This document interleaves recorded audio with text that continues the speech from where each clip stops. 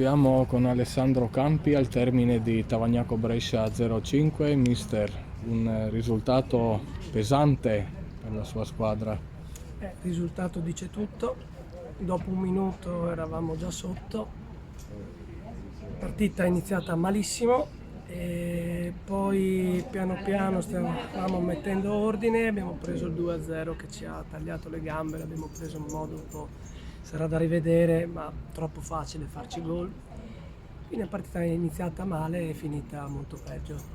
Nei primi minuti del secondo tempo sembra la sua squadra potesse costruire qualcosa in più nel secondo tempo, invece dopo è calata. Cos'è successo? Nel momento che abbiamo preso il 3-0 siamo poi crollate. Sinceramente dalla panchina non lo so, certo partire dopo un minuto, essere già in svantaggio e nel momento migliore della nostra gara prendi il 2-0. Ecco, diciamo, è stato molto facile farci gol oggi, credo. La prossima settimana avrete la sfida contro il San Marino, che anche oggi ha perso, quindi la situazione di classifica rimane intatta. Uno scontro diretto fondamentale per la vostra situazione. Come si prepara a questa sfida? E intanto dobbiamo capire cosa è successo oggi, perché credo sia la prima partita che proprio non ci siamo. Quindi la situazione rimane inalterata e questo va bene, però noi dobbiamo essere assolutamente molto diverse da quello che abbiamo fatto oggi.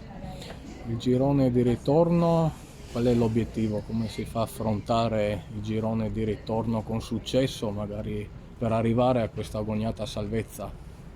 Ma dobbiamo rimanere comunque legate al carrozzone, no, delle squadre che lottano per non retrocedere, ma sicuramente diciamo che quello che abbiamo visto oggi non è il percorso che dovremmo seguire, quindi so quantomeno questo, il resto lo vedremo. Grazie. Siamo con Aldo Nicolini, l'allenatore del Brescia dopo Tavagnacco Brescia 0-5. Mister, non c'è niente da dire, visto il risultato, prestazione ottima della sua squadra. Abbiamo iniziato bene la gara, siamo andati subito in vantaggio, poi abbiamo raddoppiato, ma nella fase centrale del primo tempo dovevamo fare meglio. Siamo diventate un po' troppo leziose, lente, poco reattive sulle seconde palle, sulle palle vaganti in mezzo al campo, e la partita rischiava di diventare pericolosa. Poi invece le ragazze sono state brave anche nel secondo tempo a chiudere la gara. Sentivamo dalla tribuna che nonostante il risultato ampiamente acquisito, lei dava sempre indicazioni in modo che le sue ragazze spingessero nonostante il risultato acquisito. A me piace stare vicino a loro in tutti i momenti, soprattutto nei momenti di difficoltà e anche nei momenti positivi. Mi piace stare con loro, stare vicino a loro, cercare di aiutarle per quanto possibile da fuori dalla panchina, e dobbiamo avere uno spirito di non mollare mai, anche quando le cose sembrano andare per il verso giusto. Dobbiamo stare sempre in partita fino all'ultimo secondo.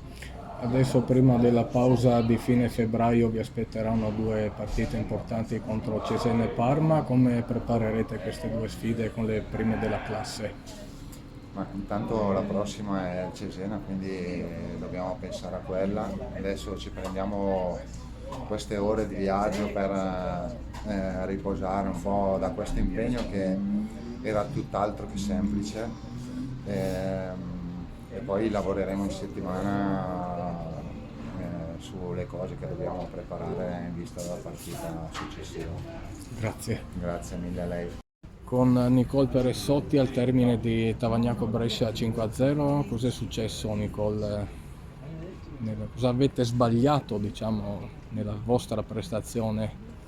Ma sicuramente abbiamo sbagliato l'approccio attentivo e quando abbiamo preso il gol, probabilmente dopo i primi minuti ci siamo un po' battute, ci è mancata quell'attenzione in più, soprattutto sui cross, sulle palle inattive o sui cross da fuori, e ci manca comunque fame di recuperarla e di prenderci questi punti salvezza, insomma.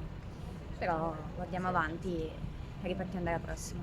Ecco che appunto avete il San Marino Academy, che è una delle squadre coinvolte assieme a voi nella lotta per non retrocedere. Come si prepara questa partita che alla luce dei risultati è fondamentale?